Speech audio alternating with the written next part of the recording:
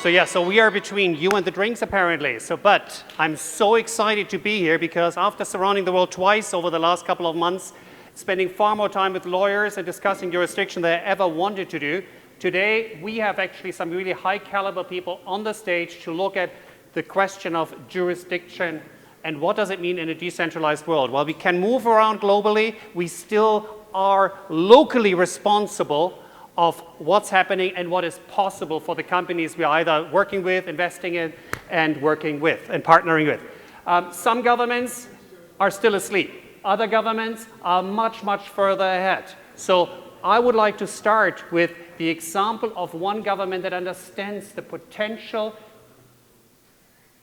blockchain technology and the digital money have. We are welcoming Chris Garrod from the Bermudas to actually explain to us what a forward-thinking government looks like. Thank you. Please, and I think here's a clicker. Great. Thanks very much, Mark. Now hopefully this works okay. Yes, great. So I say crypto in the Atlantic. Now I don't know how many people have actually been to Bermuda left in the audience, because we are the very last one. Okay, a couple. Thank you. Great, so that's good. Yeah, so Bermuda, we're 65,000 people, 21 square miles. I always like to think of it as sort of 65,000 alcoholics clinging to a rock. But anyway, please don't quote me on that. So just to give you as an opening slide, it's a lounger. I took this photo. It's very nice, a lounger looking out. Now, I'm sure most of you are probably thinking right now, I wish I was actually sitting on that lounger with a drink in my hand. The bad news is that you're not sitting on that lounger. The good news is that you probably will soon have a drink in your hands. So anyway, I'll start from there.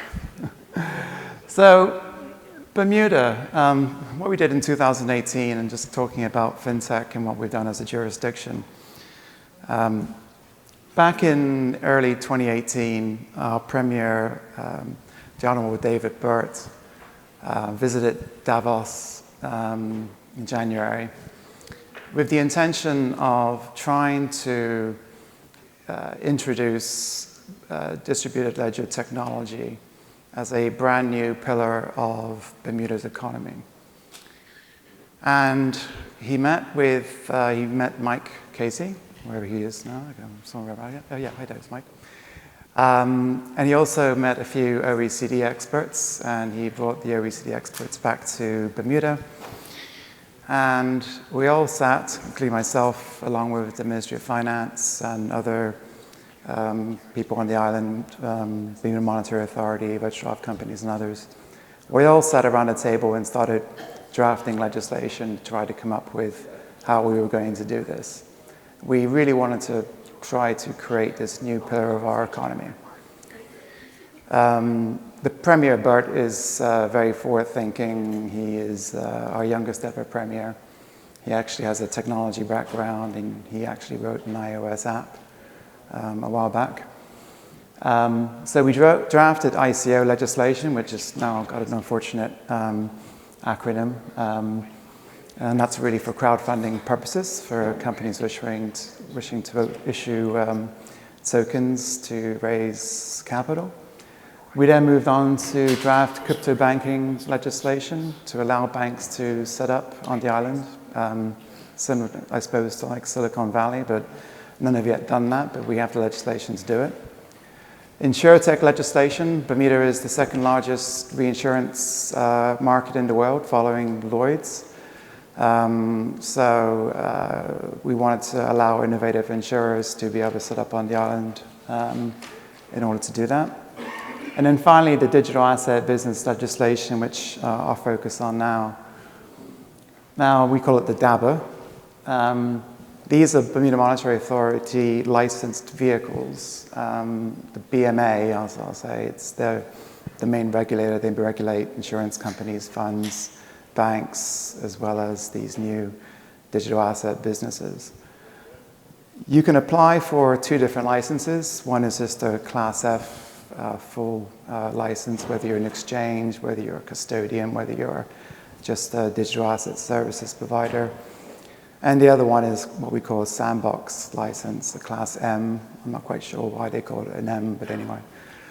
And that's where you want to test your technology within this so-called sandbox under the sort of control and review of the BMA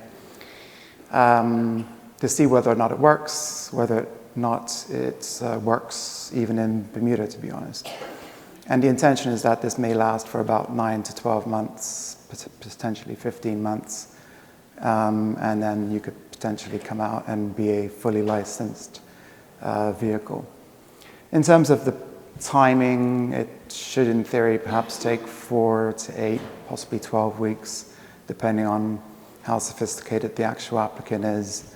And then the actual application itself is really just a business plan, which is filed with the Bermuda Monetary Authority.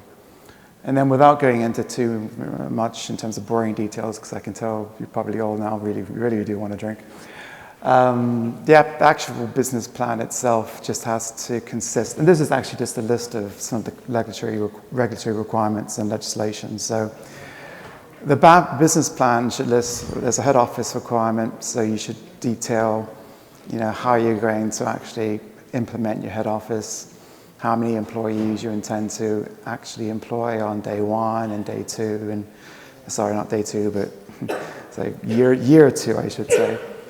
There is a statement of principles which the BMA have come out with, which really set out, they want to make sure that the applicants are fit and proper, and they have the integrity and skill, and they actually know what they're doing in terms of setting up these types of businesses. So that's a big focus for the BMA, and an even bigger focus are the AML and ATF principles, sort of standards that the company are looking at implementing. So that's a huge focus for the BMA. There's usually a big appendix that goes into the back of this business plan, which gets reviewed by the BMA to make sure that every digital asset business which is set up on the island have the appropriate AML standards and measures that basically could be going to be implemented by the company. There is a code of practice as well, which really focuses on custodians and any form of company where they're going to actually hold digital assets. Again, they want to make sure that from a consumer protection standpoint, there are appropriate measures put in place, whether it's like sufficient cyber insurance, cyber security measures, whether it's sort of key storage, that kind of thing. So they want to make sure that those types of vehicles have those measures also in place. And then really, again, I didn't want to talk for too long because we do have an actual panel coming out, but finally, why Bermuda? And for those who put their hands up saying why you've been there, you have actually been there. Bermuda actually does have, it's a proper, it's a city. We do actually have, it's a fairly sophisticated place to do business. We have, obviously there's, we have no corporate taxes, we have no withholding taxes and so on, so that's an obvious advantage, but we do have a very sophisticated telecommunications network, service providers. I'm a lawyer, so I can't actually say that, but anyway. And we do have a very fintech-friendly, progressive government. They're very keen in moving forward in this space. But we also, although in 2018 we implemented all this legislation, so it's only been in place for 2 years, it's very nascent. Only 2 companies have actually received a digital asset business license to date. So we're moving forward in a fairly quick sense in terms of laying the groundwork, but we want to make sure that our reputation remains in place. So it is this notion of sort of quality over quantity. So we don't want to be a jurisdiction where we want to sort of let business in where people don't know what they're doing. We want to make sure that the people who actually come to the island do know what they're doing. So that's really my spiel in terms of why Bermuda is a good jurisdiction. So I'll hand it back to Mark. Thank you very much, Chris. Really appreciate it. Thank you. So now thank you. So now that we have seen what one country can do, let's bring the rest of the panel out here covering anything from Canada to China. Please, help me welcome a couple of people here. As I said, traveling around the world, I've run into Bobby now, I don't know, around the globe multiple times in the last 12 months. And I'm excited to have you back here and look at this. I would like to give you might not know everybody on stage, so I would love to give a very quick introduction, self-introduction for everybody here. Let's start over there. Karl, can you just... My name is Karl Weaver. I work for Rivetz Corp. We protect crypto wallet private keys on Android smartphones. I'm an Asia and China wireless market mobile device specialist. Please. My name is Shidan. I've been an early adopter of cryptocurrencies and blockchain technologies. I have done a lot in this space, from investing and advising mining companies to companies that have issued digital assets to technology platforms. And regulatory issues have been something that have always come up, and I've gained some experience with. I'm a Combiz Abdolrahimi with Deloitte Consulting, and I also work in this space. My name is Bobby Lee. I'm the founder and CEO of Ballet. We make a physical wallet for cryptocurrency, and we have offices in Las Vegas and Shanghai. And prior to starting this company, my last role was CEO and co-founder of BTCC, the very first Bitcoin exchange in China, started in 2011. So Bobby, let me just pick on you first, because based on your history as BCC, how important is regulatory clarity in a jurisdiction for building a business and sustaining a business? It is very important. For cryptocurrency, it's very important because cryptocurrency is so new and so different. It doesn't easily fall into one of the existing asset classes. So in the early days, whether it's an exchange or mining pool or wallets these days, obviously, now that we're in our 11th, 12th year of Bitcoin, we have much more regulatory clarity for cryptocurrency in different countries. But back then, when we started BTC China, 2011, there was no concept of cryptocurrency exchanges. So we were flying under the radar and trying to model ourselves as sort of like a stock market website with live 24/7 Forex trading, yet model ourselves like a bank in terms of requiring KYC for our customers. And then ultimately, the story ended that BTC China had to close down its Chinese exchange in September 2017, because that's when the regulators finally put their foot down and say, no cryptocurrency exchanges in China. Yeah. And we just obeyed their command. But hasn't China changed their policy? I think, Karl, you are focusing a lot on the Chinese cryptocurrency that is under development, correct? Yeah, so basically China is going to launch its DCEP, digital currency electronic payments. And that's going to happen just after Chinese New Year, from my estimations. The Chinese government has it's a dichotomy right now. Cryptocurrencies, ICOs, crypto exchanges, they're all banned in China. But people are still doing it, even though it's banned. It seems like you do it, if you ban it, they want to do it more.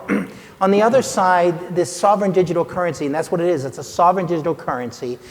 They want to launch this, I think, just after Chinese New Year. And it's a two-tiered strategy where the People's Bank of China will pass it down to the Central Bank of China, and then through 5 banks, and I believe through 5 smartphone manufacturers, through China UnionPay. That is the plan and the strategy to use, basically to push this out to the world, basically, especially the Belt and Road. So this is a real thing. This is not a pipe dream. The Chinese government does not basically make statements in the air and not follow through. So this is going to happen. It's going to have a tectonic impact on the world's financial systems. But I predict central governments around other countries will look to do the same thing. So Combiz, so you talked central government. Combiz, based on your history with the federal government, and all the beating the US regulatory system gets from the crypto community, where do you think the US is standing, and what's the future for companies based in the US? Yeah, no, so great question. And then actually, so with China's push for digital currency or central bank digital currency, I've been working on that issue for actually a few years now. Not China's, but how we can implement a similar system in the United States. So talk about regulation. In the U.S., we have sort of this regulation at the state level, then at the federal level, and everyone is regulating based on the activity. So whether your business model is such that would deem you a security, you're going to be regulated by the Securities and Exchange Commission, commodities with the CFTC, and so on and so forth. I think within the U.S., it's a bit harder to sort of implement a large-scale, cryptocurrency or blockchain solution because you have so many regulators at the table, and there is this lack of clarity and consistency in regulation, which will hinder adoption of, say, a central bank digital currency or digital fiat currency. Is that one of the reasons why a lot of U.S. companies do reverse mergers in Canada, get Canada listing? Shidan, I think based on your Canadian background, I think you have probably a unique perspective looking south over the border. Yeah, so I mean, I didn't tell you this, but I started one of the first listed companies in Canada in the blockchain space. And, so my take on this whole regulatory aspect of cryptocurrencies is, if you're looking at a central bank currency, a municipal currency, whatever, if it's a virtual government-backed currency or tracking things on blockchain, these aren't really interesting to me from a regulatory perspective. They mean very little to me. As lawyers, obviously, it's very interesting to you, but to me, it's not interesting at all. What becomes really interesting for me is when you look at digital bearer instruments, and what's going to happen with that, right? What's going to happen with something that doesn't settle, doesn't clear through any centralized party, that today is anonymous or pseudonymous, and can trade, represent a receipt for goods or future services, whatever. If it's a digital bearer instrument, no real money is going to come into that space of issuing these, of trading these, of holding these, using these in workflows, applications, until regulatory clarity becomes really a part of it. And that's, I think, the most interesting aspect of regulations in cryptocurrencies and blockchain. So is it just KYC or AML regulation, or does it go beyond that? Yeah, so I'll start this, but I'm sure there's people here more qualified to talk about where that goes. Because you're international, you can't gain the efficiencies of cryptocurrency, that aspect of digital bearer instrument, with how we deal with identity today. But we know that we can build systems that the issuer doesn't have to worry about the user's identity, but if it's required, another party can release that information to the courts, for example. And getting rid of this idea of people doing KYC AML over and over again, and every country doing it, and coming up with a framework for identity is the most important thing to get all the benefits of cryptocurrencies without their shortcomings that we have today. So do we go to a total supervision state with facial recognition like we see in China? No, but you do need some kind of identity, and it needs to be on a global level. You do need a passport for the internet where people are known. They're not necessarily revealed to any other party, but for example, your bank or your phone company or somebody can reveal that when necessary. Do you think the Chinese government would be agreeing with that? Actually, it's a little bit different in China because actually a Huawei smartphone, that's kind of an infamous company to be talking about in the United States, but they have very good security. And they've actually enabled your sovereign identity and the national ID card on the Huawei smartphone. So I can now use my smartphone if I'm in China or lots of other countries in Asia, have the national ID card. We don't have that in America. We have a driver's license. We're the ones behind. So this national ID card is connected to the smartphone. And that's why it's connected to the bank as well. So I think they figured out your national sovereign identity solution through the smartphone. So that to me actually sort of kind of screams one of the issues which is privacy, because you have systems in place when you talk about identity that are centralized systems that with one identifier, one number, you can essentially determine the person's health, financial, everything. Do we want that here in the United States? Do we want a centralized identifier that would verify all of us, identify what we do? I don't think here we're as willing to kind of give up our civil liberties than say other countries are, other jurisdictions are. So I think that's one of the issues. The other, I think, for adoption is governance of decentralized systems. I I mean, that's another like key issue that I'm on the Organization for Economic and Cooperation Development Blockchain Expert Policy Advisory Board, and that's like the #1 issue. With these systems that are decentralized, how do you conduct governance and due diligence? And until we solve for that, you're not going to see a lot of traction in the United States, jurisdiction at least, in the US. So if you see the duality between focusing on privacy in the US, GDPR, of course, in Europe, and all the historic lessons people have learned there from centralized data, how you can abuse them. How does a government like the Bermudas, for example, looks at all these different ways and said, how can we create an environment where companies can comply in that global environment, with those global challenges? Well, in terms of like privacy and yeah, I think